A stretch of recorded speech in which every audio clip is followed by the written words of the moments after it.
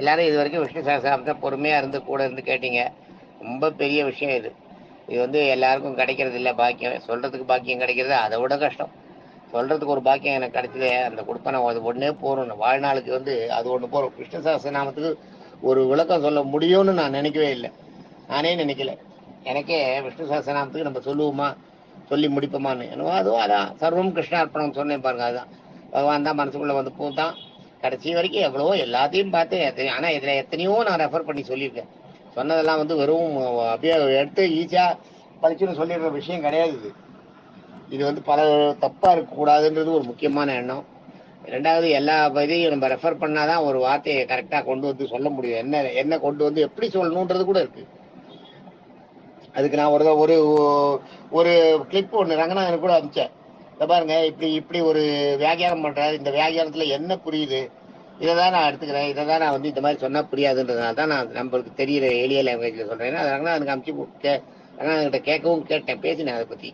ஒரு கிளிப் அனுப்பிச்சு இதை படித்து பாருங்கள், இது ஏதாவது புரியுதா அவங்களால, என்னால் ஏற்றுக்க முடியுதா பாருங்கள் அப்படின்னு. அது மாதிரி அது ரொம்ப இதில் வந்து ரங்கநாதனோட அப்பப்போ நடுவில் அவர் கொடுத்த விளக்கங்கள்லாம், அவரோட அந்த ஊக்குவித்தல், ரங்கநாதன், விஜயகுமார், வீரராகுல், ரேவதி இவங்கெல்லாம் வந்து நான் நல்லா இதை சொல்கிறத வந்து ரெகுலராக கேட்டிருக்காங்க. ரேவதி அதுலேருந்து 2-3 தப்பே சொல்லியிருக்காங்க. இது பாருங்க, இது சரி, நீங்கள் இதை விட்டுட்டீங்க அதுன்னு. அதே மாதிரி விளக்கத்தையும் கொஞ்சம் கூட தயக்கம் இல்லாமல், கொஞ்சம் கூட ஒரு அதெல்லாம் இல்லை, நமக்கு கேட்குறோம் தெரிஞ்சுக்கிறோன்றதுக்காக கேட்டது. அவங்களோட பாட்டு வந்து கிரேட். டெய்லி ரெகுலராக கையில் புக்கை வச்சுன்னு கேட்டிருக்காங்க. அவங்க கையில் புக்கை ஒரு பக்கம் வச்சுட்டு சொல்ல சொல்ல அவங்க நாங்கள் சொல்கிறத புக்கில் இருக்கிறத கரெக்டாக வருதான்றதை பார்த்துருக்காங்க. ஸோ விஷ்ணு சஹஸ்ரநாமத்தில் நீங்கள் இது மாதிரி நீங்கள் கேட்கும்போது என்ன ஆகுதுன்னா, இந்த விஷ்ணு சஹஸ்ரநாமம் முழுசா நீங்கள் அதாவது பாட்டையும் பொருளையும் படித்த மாதிரி ஆயிடுது இல்லையா? பாட்டையும் பொருளையும் நீங்கள் புத்தகத்தை வச்சுன்னு படித்த மாதிரி ஆயிடுது. அது எவ்வளோ பெரிய புண்ணியம் அது. அந்த ஒரு சூழ்நிலை எனக்கு பிறகு வந்து எல்லாருக்கும் சொல்லிக் கொடுக்கறதுக்கு எனக்கு பெருமாள் அந்த மாதிரி அனுகிரகம் பண்ண ரொம்ப சந்தோஷம். பார்ப்போம். நம்ம ரொம்ப அருமையாக இருந்தது. இந்த செஷனும் அருமையாக இருந்தது. இதில் வந்து ஒன்றும் குறையாக சொல்கிறதுக்கு இல்லை. யாருமே வந்து குறையாவே சொல்லலை. இதை என்ன இப்படி இருக்குது இப்படி இருக்குது இழுக்கிறீங்க நீட்டுறீங்க, இவ்வளவு தேவையில்லை, குறைச்சி சொல்லுங்கள், அந்த மாதிரிலாம் ஒருத்தருமே சொல்லலை. எல்லாருமே பொறுமையாக கேட்டிருக்காங்க. ஸோ எல்லாருக்குமே இது நீடாக இருந்திருக்கு. இதில் ஒரு சிலர் வந்து என்னென்னா அவங்களால கேட்க முடியல, டைம் இல்லை, குழந்தைங்க கையில் வச்சுட்டு இருக்கவங்க இவங்கெல்லாம் கொஞ்சம் அவஸ்தைப்பட்டிருக்காங்க. சரியாக முழுசாக கேட்க முடியாது. ஆனால் ஒன்று, இவங்க இதை இன்னும் 1 வருஷம் 2 வருஷம் கழிச்சு கூட கேட்கலாம். இதை கரெக்டாக ஸ்டோர் பண்ணி வச்சுட்டு ஸ்டார் பண்ணி வச்சுக்கிட்டாங்கன்னா இன்னும் 1 வருஷம் கழிச்சு கூட கேட்கலாம். இதில் சொன்னது அப்படியே இருக்கும். அதுதான் இதில் எல்லாம் இப்போ நம்மளுக்கு கிடைச்சிருக்க வரப்பிரசாதம். இந்த டெக்னாலஜி இப்போ டெவலப் ஆகிருக்கிறதுல நம்மளுக்கு கிடைச்சிருக்க வரப்பிரசாதம் இது அப்படியே ஸ்டார் பண்ணி போச்சு தான் இருக்கும்.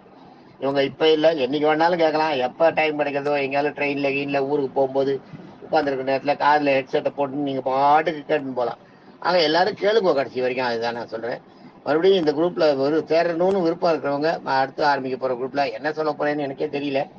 ஏதாவது சொல்லுவோம். அதில் வேறணும்னு விருப்பம் இருக்கிறவங்கலாம் சொல்லலாம். ரங்கநாதன் சொல்லியிருக்காரு, விஜயகுமார் சொல்லியிருக்காரு, வீரராகுல் சொல்லியிருக்காரு, ரேவதி சொல்லியிருக்காங்க. இன்னும் யார் சொல்கிறாங்கன்றது தெரியல, பார்க்குறேன். அது மாதிரி வந்ததுன்னா அதெல்லாம் சேர்த்து ஒரு குரூப் சேர்த்து ஆரம்பிப்போம். நாளைக்குன்றதை வந்து கொஞ்சம் பார்ப்போம் எப்படி இருக்குன்றது. குரூப் ஃபார்ம் பண்ணிவிட்டு ஒன்று புதுசாக ஒரு நல்ல நாள் பார்த்து ஆரம்பிக்கலாம். நாளைக்கு ஸ்ரீராம நவமி, ஒரு 2 நாள் 3 நாள் கழித்து நம்ம இதை ஆரம்பிக்கலாம். 6 மாதம் நம்ம இது எத்தனை ஸ்லோகம் சொல்லியிருக்கோம் தெரியுமா உங்களுக்கு?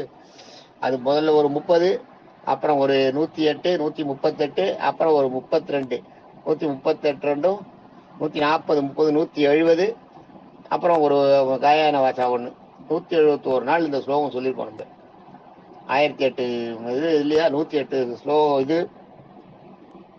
அதுக்கப்புறம் முன்னாடி முன்னூறு ஒரு 30, 108 + 30, 138.